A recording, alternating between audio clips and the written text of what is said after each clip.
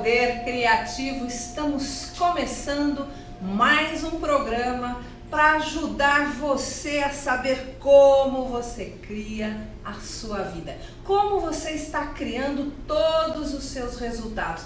E hoje, para começar bem, nós vamos falar sobre um tema muito bom: repense e atinja as suas metas. Isso mesmo. O que é esse repensar para que a gente possa então atingir as metas que cada um tem, e tem muitas, né? Não tem pouca não. Eu quero já avisar você que daqui a pouquinho nós teremos aqui um artista, uma pessoa fantástica, divertidíssima, que eu gostaria muito que você acompanhasse o poder criativo da sua vida criando. É João Pedro o Patrício, isso mesmo, ele é roteirista, comediante e ator, um artista sem igual, não perca, uma graça de pessoa, você vai adorar. Nós vamos para os nossos agradecimentos. Muito bem, eu queria agradecer a você do Facebook, Vanessa de Queiroz, muito obrigada. A Josmar Ferraz Fernandes, Josmar também acompanha a gente há muito tempo.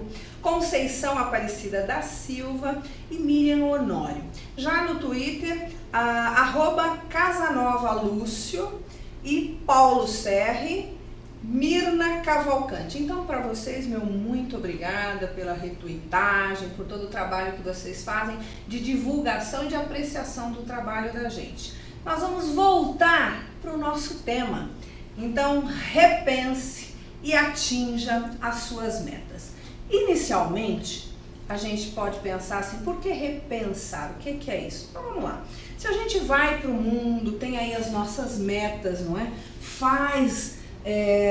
Estabelece, não é? Estabelece os nossos objetivos, a gente quer alcançar coisas, atingir coisas, e aí às vezes as coisas não dão muito certo, não é verdade? Às vezes as coisas não acontecem como a gente quer, no tempo que a gente quer, às vezes nós nos tornamos cansados ou desmotivados no meio do caminho. A questão é, quando isso não dá certo, muitas vezes, qual é a atitude da gente? A atitude da gente é abrir mão, falar: poxa, não deu certo, eu vou fazer de novo depois, mais tarde. E sem muito compromisso, o que a gente faz? A gente continua. Às vezes até tenta num prazo muito rápido, novamente, vai lá e faz de novo, tal. O convite hoje é para você dar uma olhadinha mais profunda naquilo que não deu certo. Exatamente. Então, repensar aqui no nosso programa vai ser olhar os detalhes, aquelas particularidades que não funcionaram. Porque se a gente só faz, necessariamente a gente não vai estar dando passos no sentido do alcance. E a ideia aqui é alcançar. Eu queria até falar para vocês que é muito interessante, porque existem situações na vida da gente que até dá certo. Existem situações que dão certo, a gente fica feliz, mas se te perguntarem: você faria de novo? Como é que você fez? Quais são os passos que tem que ser dados? Você não sabe. Então, hoje, o bacana é a gente estruturar um formato, é olhar o que está fazendo de errado ou de certo, porque acertar é diferente de saber fazer. Horrível, né? Mas a verdade, às vezes a gente acerta, as coisas dão certo, mas não quer dizer necessariamente que a gente sabe fazer. Aquilo deu certo. Então é muito necessário, é preciso que a gente olhe quais são os traços, os detalhes, aquilo que não foi bom e aquilo que realmente deu certo na estrutura, no caminho, no projeto desse objetivo, dessa meta que a gente quer. Não é bom? Então, vamos começar olhando. A primeira coisa que a gente tem que se dar conta é que temos o lado de fora, não é? Temos o lado orgânico da coisa, o ambiente, as pessoas, o tempo, a organização geral, como é que isso se deu? E é bacana a gente olhar, porque às vezes a gente faz escolhas no meio da tentativa de realizar esse projeto, de alcançar essa meta, a gente faz escolhas que necessariamente não são as melhores. E pode ser, por exemplo, das pessoas que vão colaborar com o projeto. A gente pode fazer escolhas por amizade, por destempero, por necessidade, porque não quer pagar o preço de alguém mais especializado. A gente quer fazer alguma coisa de qualquer jeito, sem ter a formação devida, o preparo devido. O que é que teve de errado? E não é um convite gostoso, eu sei, mas é preciso que você tome para si a ideia de reestruturar tudo. Então, olhe os passos e veja se você escolheu a pessoa certa, se você se preparou adequadamente para fazer aquilo, se foi no tempo hábil, porque sabe o que acontece? Muitas vezes a gente não tem paciência. Não, a gente não tem paciência. A gente muitas vezes precisava se preparar melhor. Você sabe o que eu estou falando. Às vezes a gente fica na ansiedade, na vontade de fazer logo, e a gente vai de qualquer jeito, e esse de qualquer jeito sai caro. E não sai caro só financeiramente, que normalmente acontece. Não é isso. Sai caro também emocionalmente, energeticamente, fisicamente. A gente se cansa, desgasta e a gente não realiza como a gente quer, porque a gente queria logo, queria daquele jeito, vai assim, né, blá, blá, blá, blá, blá, blá, blá. Isso não é o mais adequado. Então, quando a gente olha do lado de fora, é preciso que a gente tenha a coragem de olhar verdadeiramente o que é que eu fiz com as minhas escolhas externas. Eu fiz o melhor? Eu verifiquei a viabilidade da coisa? Porque às vezes a gente tem ideias ótimas, não é? Ou metas maravilhosas, objetivos sensacionais, porém não viáveis. Eu não vou conseguir ser hoje a melhor bailarina do municipal. Isso não existe. Então, desde a construção desse desejo até todo o formato externo que eu posso dar a ele, a forma que eu vou lidar, tem que ser verificado. E com coragem, com dignidade, com verdade, onde foi que eu errei nas minhas escolhas, com relação ao ambiente, às pessoas, o preparo, o tempo que isso realmente leva para germinar e amadurecer, não é? E a viabilidade. É lógico que falta um aspecto, um outro lado dos aspectos que eu gosto muito de falar e que precisa ser olhado. Eu convido você agora para dar uma olhadinha em como é que você tem olhado as falhas, as dificuldades, as coisas não tão boas que estão do lado de dentro de você. Isso mesmo. Que aspecto seu que vamos pensar assim nos sentimentos, na sua facilidade ou dificuldade de lidar com as pessoas, por exemplo, que é uma das coisas mais difíceis que nós temos, né?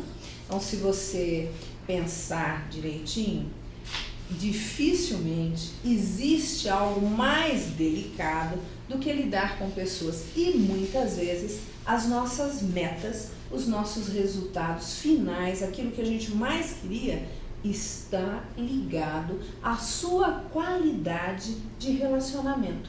O quanto você pode lidar com as pessoas de uma maneira agradável, séria, verdadeira, bem-humorada, bacana, livre das suas amarras, dos seus destemperos. Então, neste ponto, se você disser assim, olha, Miriam, eu tenho feito o que eu posso, não é? Eu lido com as pessoas são chatas, as pessoas são isso, as pessoas são aquilo. Eu quero lembrar você que muitas vezes aquilo que a gente pode fazer com relação às pessoas é definitivo.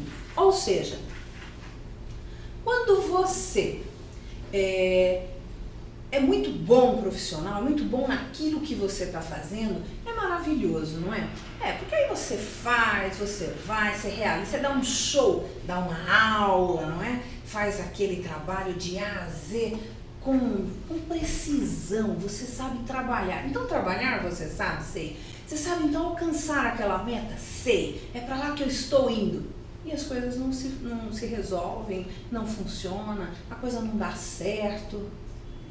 Meu amigo, necessariamente, o que faz as coisas serem mais interessantes, mais legais e darem um resultado fluídico, sem atropelo, sem pedra no caminho, para que as coisas andem no tempo delas, normalmente o maior problema não é o quanto você é bom no seu trabalho, é o quanto você sabe ser bom no seu trabalho e lidar com as pessoas.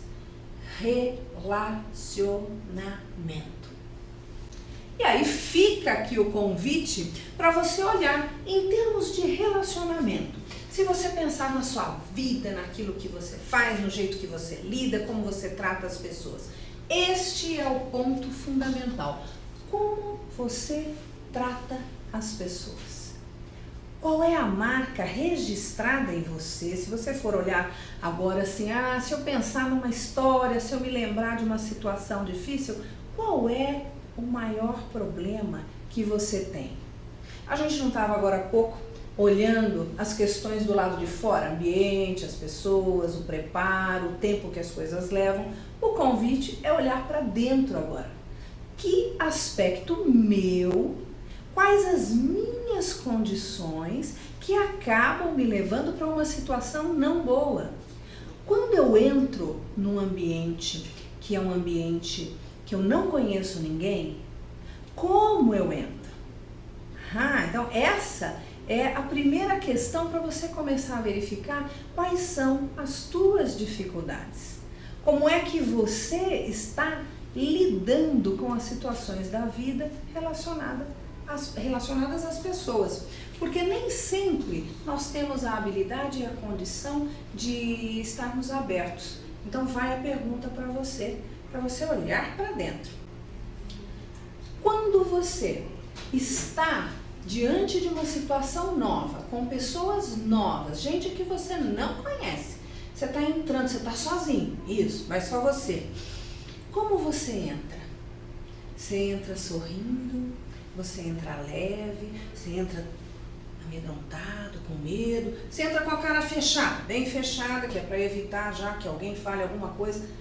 Como é você? Você entra com uma cara assim de não me bate? Olhe para mim.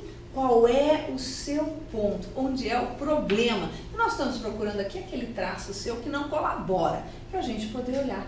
Isso é repensar para poder atingir as suas metas, os seus objetivos. Você precisa olhar para si, repensar onde é que você está errando. Às vezes, as pessoas vão a reuniões fazer demonstração do trabalho, daquilo que vende, daquilo que faz, daquilo que é, e chega lá, apresenta tudo muito bonitinho, certinho, tudo começo, meio e fim, didaticamente correto, mas a pessoa não faz contato, não fala com a outra, não consegue se sentir tocado com a informação, então não faz o elo, compreende? Não dá aquele alinhavo que precisa dar para que as relações aconteçam, para que as pessoas sintam você e comprem você. Então, fica aí para você a nossa dica de que é necessário olhar para fora e olhar para dentro. Assim é que você vai conseguir repensar a parte de fora e a parte de dentro e então atingir as suas metas. Nós vamos agora para as perguntas do internauta.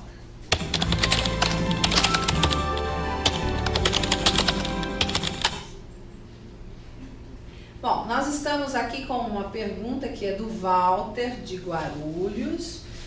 Penso em alguma coisa e logo consigo alcançar. Nossa, que beleza, hein? Muitas vezes tenho jogado coisas fora por tédio. Como dificultar? Que será que o Walter está querendo com essa questão, no sentido de que ele não sabe ainda aquilo que é o fluir, aquilo que ele pode de fato alcançar. Muitas vezes, Walter de Guarulhos, né? Então, quando as pessoas têm uma facilidade, às vezes muito grande, de alcançar coisas, de tocar e transformar aquilo no que quer, de ter as metas, as pessoas entram em tédio. A minha pergunta para você, Walter, é assim: o que será que falta para você sustentar e se alegrar com os seus resultados? O que será que você realmente quer que talvez você não esteja olhando? É muito fácil. Quero até aproveitar aqui a questão do Walter para falar para vocês de uma forma geral que muitas vezes nós temos uma necessidade de alcançar, vai lá, pega, e depois que você pega, aquilo realmente fica sem graça, perde a intensidade do valor que tem. E aí eu pergunto para você, você gostaria de alcançar e se sentir tão somente satisfeito? Porque eu acho que tem um lado nessa questão que pode ser olhado que é bom. É interessante e oportuno que você toque o mundo, que você angarie, tire do mundo algo para si e imediatamente você passa a querer buscar algo além. Bacana, isso é bom. Porém, tem uma outra face nisso, que é o fato de você não poder sustentar a alegria que isso pode dar. Que você pode, de fato, nem valorizar tudo aquilo que você andou, tudo aquilo que você aprendeu para alcançar e que também faz com que você não tenha o sustento disso, a grandeza disso. É importante, meu amigo, é importante que você possa brindar, celebrar, gostar, saborear tudo aquilo que você alcança na sua vida. Então, muitas vezes, como diz aqui o Walter, o tédio vem desse lugar interno que as pessoas não têm condições de saborear o valor das coisas. Às vezes, porque não tem direito, esse direito é interno, não é externo. Às vezes você alcança até com facilidade, mas você não consegue ficar com aquilo com tranquilidade, com sabor, com alegria, por conta de culpa de muitas pessoas não terem, não viverem, coisas que são necessárias serem trabalhadas. Ok, Walter? Então, obrigada aí pela sua participação, Walter de Guarulhos. É sempre bom lembrar que uma pessoa, quando tem uma meta, é bem interessante que ela busque saber por que ela tem essa meta. Como você constrói a sua meta? Como você busca a sua meta? O que é que você tem internamente que faz você querer? Muitas vezes as nossas metas podem não serem nossas. Muitas vezes a gente pode escolher certas coisas e nem saber por que a gente está escolhendo. Que parte de você realmente quer escolher isso? Como você pode melhorar a sua meta? Repense agora não só o aspecto externo, não só o seu aspecto interno, mas também como você construiu esse desejo. De que parte de você vem esse desejo? Vocês sabem, quando eu era pequenininha, eu tinha uma vontade, né, as coisas de criança, de doce, e o meu sonho infantil era quando eu crescesse eu ia comprar uma caixa de chicletes só para mim, porque era uma coisa tão deliciosa e tão cheia de não pode, né, não pode isso, não pode aquilo, só depois de não sei o que, quando acabar o açúcar joga fora, não era assim? Assim como este chiclete tinha para mim um valor, é lógico que você amadurece e tal, depois você vê, você masca o chiclete que você quer e tal, e passa esse desejo. Quando nós nos mantemos infantis, quando a gente guarda desejos infantis e a gente não faz a evolução desses desejos, sabe o que acontece? Eles continuam vivos dentro da gente e nos atormentando. É claro que você não sabe disso. Você não sabe disso, você já esqueceu isso, mas o desejo continua dentro de você, latejando, mandando, emanando uma energia de que ele quer ser realizado, porque é assim que é o desejo dentro de nós. E o que uma criança quer? Eu falei aqui do chiclete de uma forma figurativa, não é? Mas uma criança muitas vezes quer ser vista, quer aplauso, quer ser amada pelos pais, de uma forma até exagerada, de uma forma infantil, ok, exagerada para um adulto, mas para uma forma natural da criança infantil. Se isso não evolui, então o que acontece com as suas metas e objetivos? Você vai ter metas e objetivos alinhados com essa criança que mora dentro de você. Então, muitas vezes, você pode querer atingir coisas, alcançar coisas para obter o aplauso da mamãe ou do papai. Isso quer dizer que você pode se perder do que é o seu verdadeiro desejo e ir realizar coisas para que outros gostem de você. Bacana, mas duro, né? Então nós temos a nossa vontade de realizar algo, mas essa nossa vontade, ela pode sem dúvida ficar contaminadinha, um pouco sujinha com aquilo que vem do passado e da nossa infância. Então vamos recapitular. Você deve ter uma meta. Então vamos construir essa meta daqui para frente com um pouquinho mais de sabedoria, com um pouquinho mais de certeza de que essa meta é nossa meta, é sua meta. Não vem para agradar outros. Ah, então eu quero me formar. Por que eu quero me formar, né, gente? O que tem ali que eu quero me formar? Eu quero me formar nisso ou naquilo? É para mim? É para o outro? Para quem é? Então, a primeira coisa é olhar para o seu desejo. Qual é a sua meta? A outra coisa, repense e veja quanto de você está de fato querendo alguma coisa no tempo errado, do jeito errado, de uma forma inadequada. Então busque olhar o ambiente, o aspecto externo, as pessoas envolvidas, a preparação, o projeto e a viabilidade. E além disso, você pode também olhar para você e ver quais são as minhas dificuldades pessoais, quais são as minhas dificuldades emocionais que sempre atrapalham os meus projetos. Nós vamos agora para o brinde de água pura.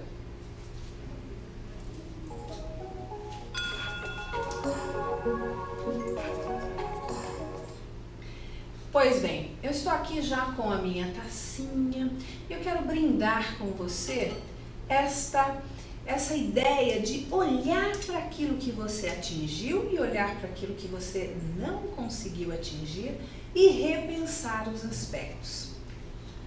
Quando a gente brinda com água pura, a gente brinda conhecimento, a gente brinda aquilo que pode nos ajudar a viver melhor. Então, o brinde com você hoje é repensar para atingir de fato a sua meta.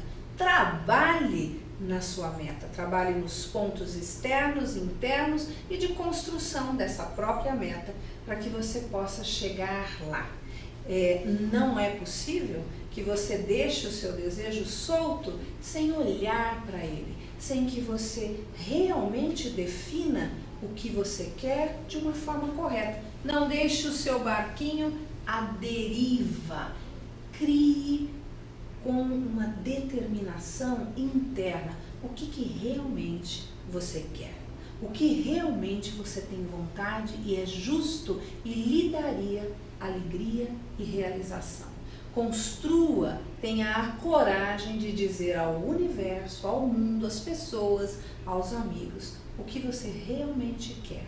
E aí você começa a olhar o lado de fora e ver quais são as suas dificuldades pessoais que podem interferir na realização. Então, repensar é realmente trabalhar em cima da sua meta. Deixo com você aqui este pensamento e estou brindando com você este conhecimento. Repense para atingir as suas metas. E não saia daí, daqui a pouco o nosso artista. Você é meu convidado para conhecer clara e profundamente um artista fantástico, João Pedro. João Pedro, o Patrício. Já, já, não saia daí.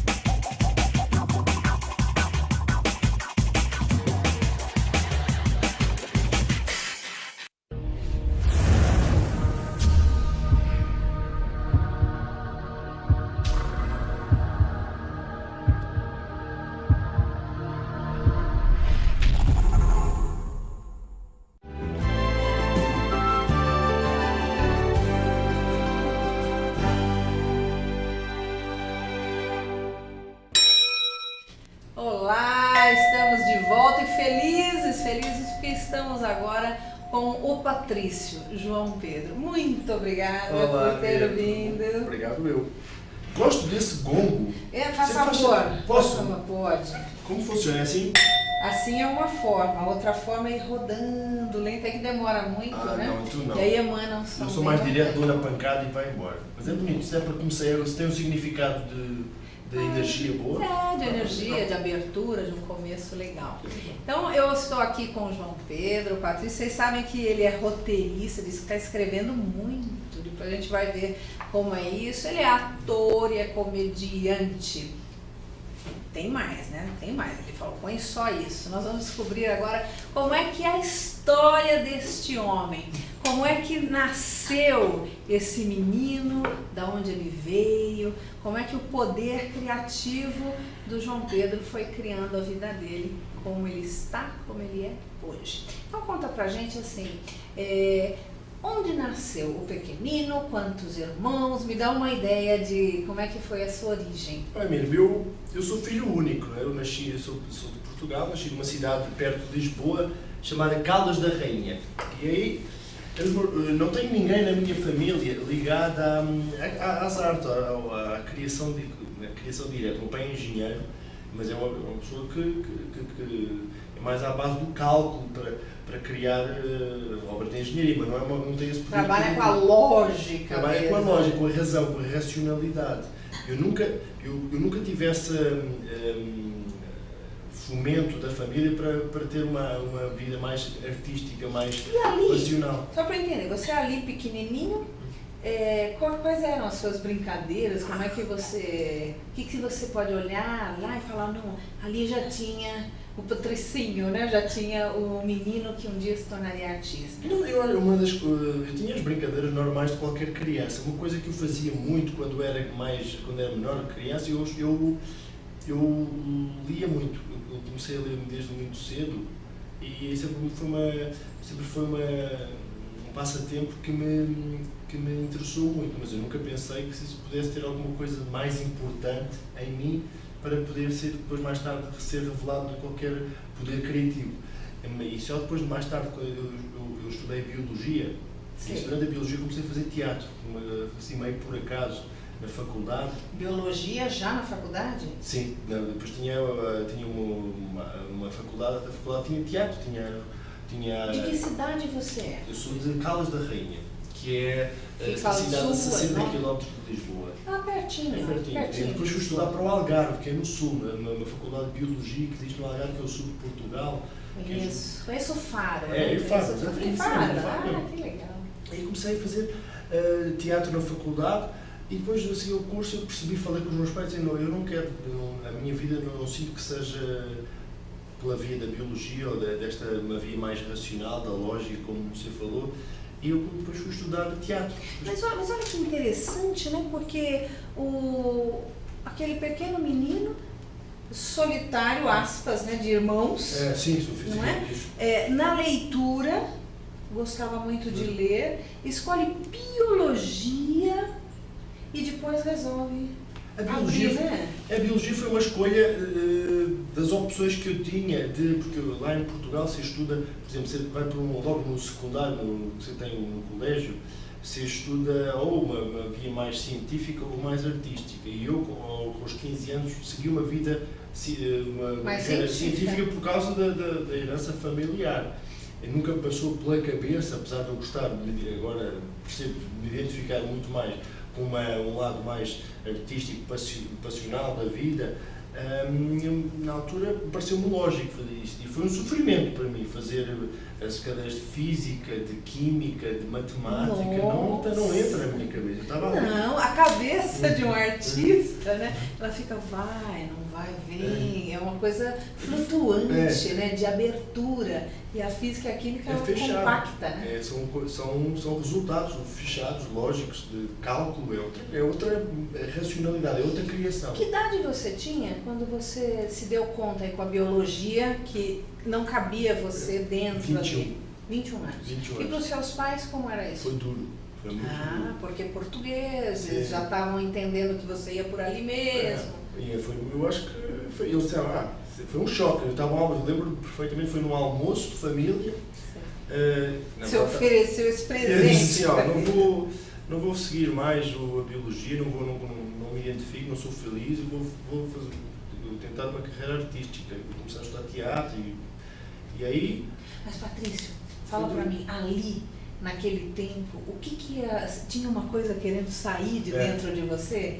Você tinha amigos? Como que você foi percebendo isso? Eu tinha amigos mais de infância, que nenhum deles tem uma vocação artística, e depois tinha os amigos que eu fui criando nesta nova aventura, desta nova percepção da minha vida, daquilo que me fazia realmente feliz. E aí eu já falei isto várias vezes, eu comecei a saber aquilo que eu queria fazer. O momento-chave foi quando eu comecei a falar alto. Ou seja, quando eu comecei a dizer às pessoas, é isto que eu quero fazer. Cá dentro eu já sabia. quero trabalhar, quero ser, na altura ainda não tinha bem esta noção do comediante, já foi há muitos anos, mas queria trabalhar mais ligado com as artes. Com arte. Sim, e quando eu comecei a dizer isto alto, assim, às pessoas, olha, é isto que eu quero fazer, não, eu não quero fazer mais. Aí foi uma libertação, e foi isso que eu disse aos meus pais nesse almoço. Porque é um ato de coragem, não é? Calma, porque você está ali, você inclusive disse para o mundo, eu vou por aqui, meus pais são esses, eu sou filho deles. E aí tem uma coisa interna que começa a gritar, é fantástico, não é? Porque aí vai dando uma força, mas o mundo inteiro está ali lacrado, você precisa ir lá e rasgar. Até porque agora, quando você tem já alguma construção feita, é fácil, já mais fácil as pessoas entenderem, mas no início, quando você ainda não tem nada construído... Pronto, é mais fácil, lógico. Você vai se dar mal, né? Você vai viver debaixo da ponte. Quem que ganha dinheiro com isso, né? É isso aí, e foi uma luta. E tem uma diferença cultural? Você acha que, por exemplo, lá ainda seria mais difícil essa aceitação do que aqui? Pela cultura mesmo? Não creio. Depende do núcleo familiar onde você está inserido. Se tiver uma família mais aberta, que tenha... Às vezes basta ter pessoas já da família que tenham... É mais fácil. É mais fácil. Se for uma família mais fechada para esse tipo que era o caso da sua. O meu caso, é mais complicado. E acho que aqui se passa o mesmo. Depende de onde você está inserido, o seu núcleo familiar. E o que você fez? Qual foi o primeiro momento que abandonou a biologia, né? Deixou a biologia, avisou os pais, contou para o mundo, rompeu? Para onde você foi? Eu fui trabalhar para uma companhia de teatro em Lisboa. Fazia peças de teatro para escolas infantis, teatro infantil, e comecei a trabalhar aí. Depois, logo de seguida, eu comecei a escrever com um grupo de amigos uns sketches humorísticos e montámos um piloto e começámos a apresentar numas emissoras, e houve uma emissora que se interessou e começámos a trabalhar numa emissora na TV a cabo em Portugal, chamada SIC Radical, com um programa chamado Pioneer, que era um programa de sketches humorísticos, assim, humor nonsense. E aí, entretanto, eu comecei a estudar, fui para a faculdade de teatro, formei-me, continuei paralelamente a fazer teatro e fazer sketches humorísticos, a escrever, e fui andando, até que depois, mais tarde, me convidaram para fazer um teste para o CQC. Lá de Portugal? Lá em Portugal, já em 2008, e fui, né? E avancei. Que idade você tem hoje? 32, quase 33. Quase 15 anos, aí, quase 10 anos nessa carreira. 12 anos. E quer dizer que fluiu, né? Foi andando, as coisas apareceram naturalmente. Depois, há sempre uma ruptura que você faz na sua vida, às vezes a vida te leva para um caminho que você não está à espera. Como é o caso de eu vir para o Brasil. Como é que isso aconteceu, então? Conta pra gente. Eu estava trabalhando em Portugal, numa emissora, chamada TVI, que é onde passava o CQC, de repente houve um projeto de fazer um programa chamado Brasil Amazing Tour, um programa de viagens em que eu ia viajando no Nordeste inteiro. Foi do sul da Bahia até ao Maranhão, 3 meses viajando. Mas como é que você foi convidado a fazer isso? Porque o programa era financiado pela Embratur. Eles queriam um apresentador português e uma apresentadora espanhola, porque ia passar em Espanha e em Portugal. Que bacana. E eles foram lá fazer um teste e me convidaram para fazer o teste, e eles gostaram. Quanto tempo esse trabalho? Foram 3 meses viajando. E aí você conheceu, gostou e ficou? Não fiquei. Eu vim 3 meses e voltei com esta curiosidade e com o interesse de ficar no Brasil, de conhecer mais, e gostei do mercado, das pessoas, apesar de não conhecer muito bem São Paulo, eu só tinha ficado dois dias em São Paulo e depois fui para a Bahia, comecei na Bahia. E depois, no ano passado, eu voltei, fiz um programa para a ESPN, uma produção de um programa desportivo, tive cá mais 2 semanas, e então comecei a decidir, eu vou para o Brasil, e este ano vim, em abril, estou cá há 9 meses. Ontem no show de stand-up. Há 9 meses. Que coisa linda, né? É interessante como vai dirigindo, né? A vida da bem gente. improvisado, não é? Eu costumo dizer que a minha vida é um improviso. E você vai sentindo e acabou ficando. Sim. E como é deixar Portugal? Foi muito complicado, aliás. Foi complicado porque todas as minhas raízes estão lá, não é?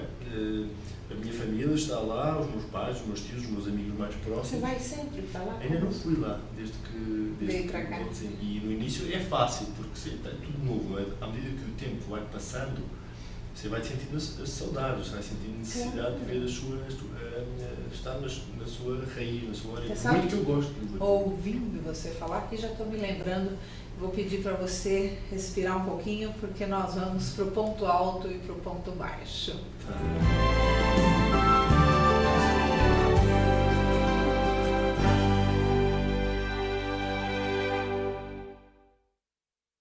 Aqui com o João Pedro, um artista magnífico que rompeu a casca aí com 21 anos e veio dar pra gente essa beleza de ator, de comediante e roteirista que ele é.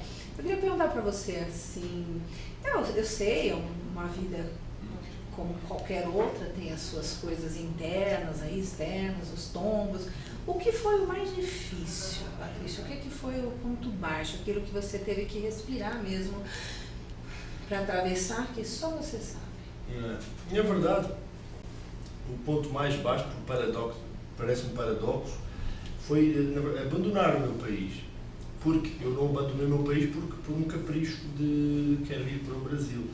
Abandonei porque o país está numa crise profunda e as oportunidades e as pessoas, como eu gosto de pensar que têm algo para oferecer, como há muitas pessoas que têm algo para oferecer, estão a ser completamente castradas, não conseguem trabalhar. É difícil. É muito difícil. E você sente que você vai envelhecendo, vai morrendo aos poucos naquele país. As pessoas jovens, da minha idade, mais jovens do que eu, estão estagnadas. Parecem mais velhas e Sim, sofridas. E resignadas. Então tem um sentimento em você de ter deixado o seu povo lá sofrendo? Sim, deixado as pessoas que estão à mercê de... Aqui no Brasil fala-se que há muita corrupção, mas em Portugal é igual. Não corrupção, há corrupção, mas existe muita incompetência. A política é feita por meio de pessoas que são lobbies, que são amigos. Sim, e não são, e isso depois reflete-se na vida social e económica do Não há país. uma preocupação generalizada com o povo. É um jogo de interesse de meia dúzia. Então isso é uma coisa que te dói. Isso machuca. E é um cotidiano que eu vivo porque ainda está a passar e há muitos amigos meus pessoais. Fica sabendo as notícias, estão sofrendo e não estão conseguindo, pessoas que eu sei que têm talento e não só na área artística, mas advogados, médicos, engenheiros, que não conseguem trabalhar por causa dessa estagnação social e económica. Está tudo parado. Está parado. Isso é o ponto mais baixo e acho que ainda eu estou a vivê-lo ainda. Acho que sim. Patrícia, o que é a coisa? O momento, o que aconteceu que você pode falar, foi o ponto alto da minha vida até agora, foi isso aqui. Tipo, uhul! Eu acho que foi fazer, acho que na verdade foi fazer o CQC, porque durou pouco em Portugal, mas o programa é feito de uma forma em que se tem uma liberdade de trabalho e de cutucar, como se diz, de enfiar, alfinetar os problemas do cotidiano, neste caso lá em Portugal, que me deu uma liberdade e uma satisfação. Acho que foi um ponto alto, profissionalmente. E acho que, apesar de você falar dessa alfinetada, dessa coisa de poder tocar os pontos que não são bons, até da política e de tudo, né? Acho que, ouvindo você falar, parece que você pôde se expressar, né? Essa coisa do artista era bom. Tinha essa liberdade, para se podia extravasar e podia criar aquilo que, neste caso, foi uma forma de uma matéria televisiva, aquilo que se achava que estava errado e que poderia, de alguma forma, expor. E foi muito interessante fazer isso. Legal. Nesse momento aqui no Brasil, o que é que você tem feito? Me conta um pouco dessa coisa do roteiro, do ator, do comediante. Como é que está esse menino que estourou aí aos 21 e está aqui há 9 meses? Nasceu já ou não nasceu? Já, estou nascendo todo dia. Estou sendo muito bem recebido e eu estou fazendo, basicamente, stand-up, né? Fazendo shows de stand-up. Comecei com um solo chamado Brasil a Portugal. É um solo de 65 minutos sobre... É um stand-up, tem uma história do cotidiano, anda à volta de um português no Brasil. as peripécias, aquilo que um português... Bem real, não? Não, algumas coisas são... Principalmente as histórias de Portugal são muito...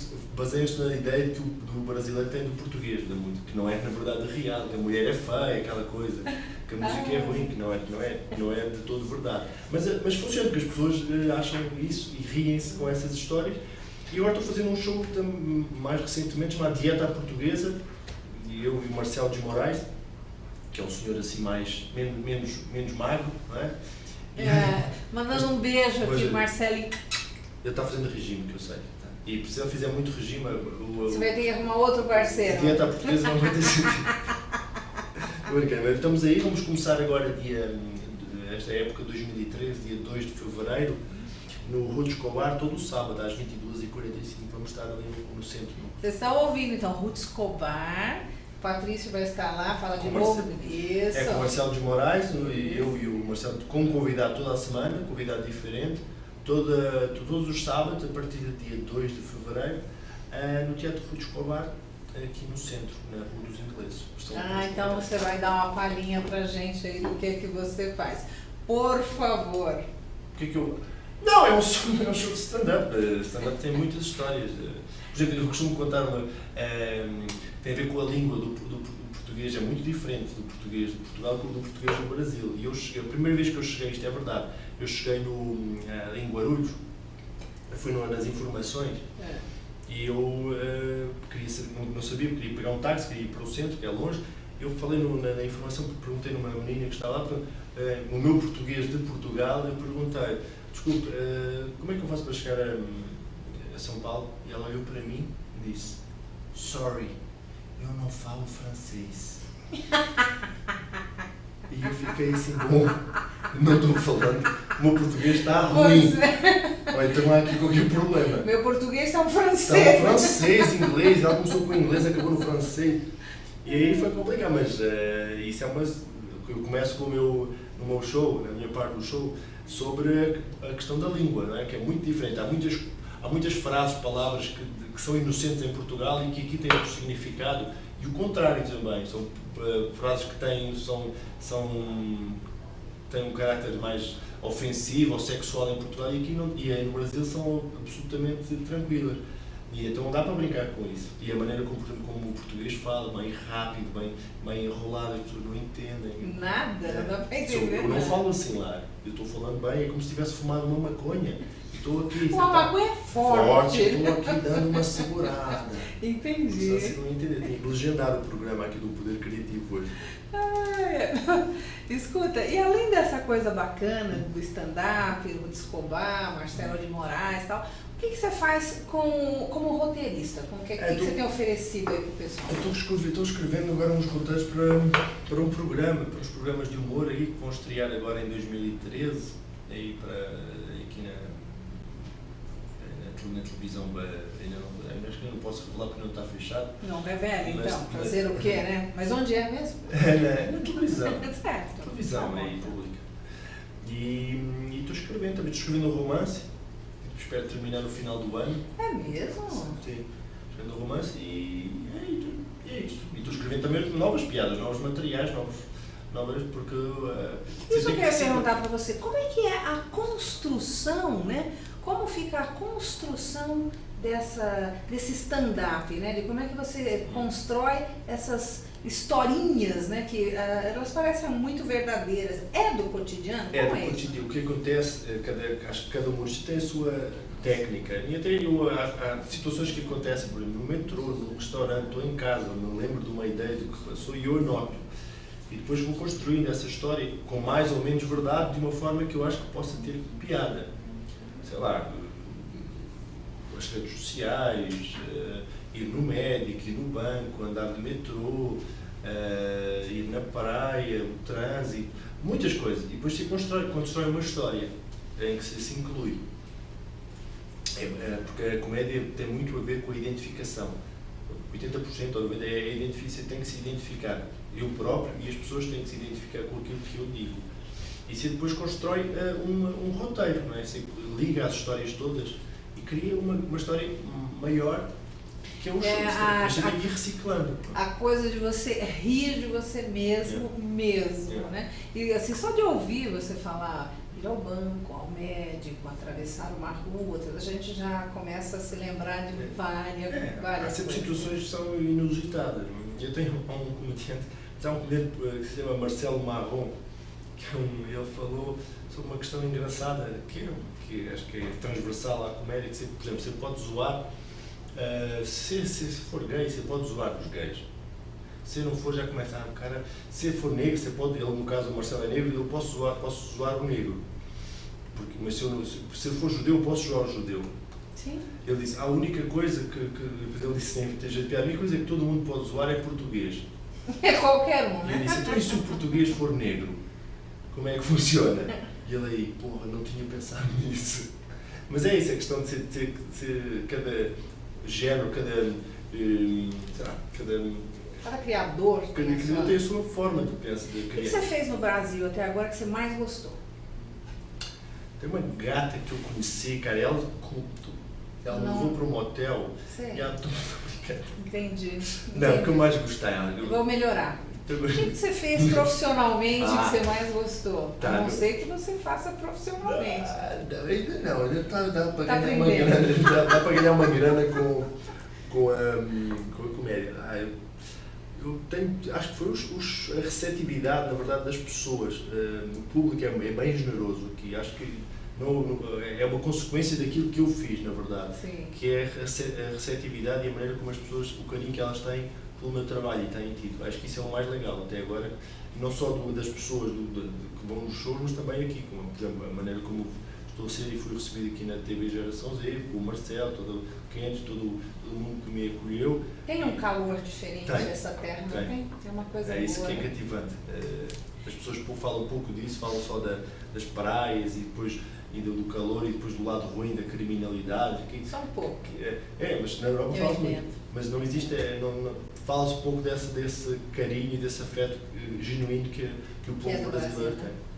Eu quero agradecer a presença, mas nós vamos brindar essa presença generosa do João Pedro.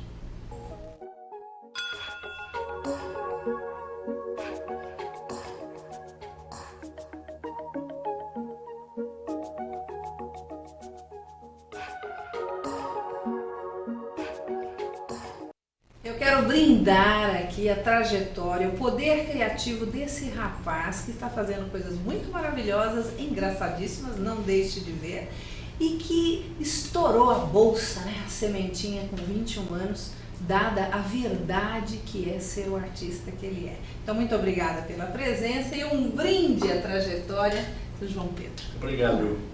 Um grande beijo, até mais. Olha lá, atenção, João Pedro. Ah!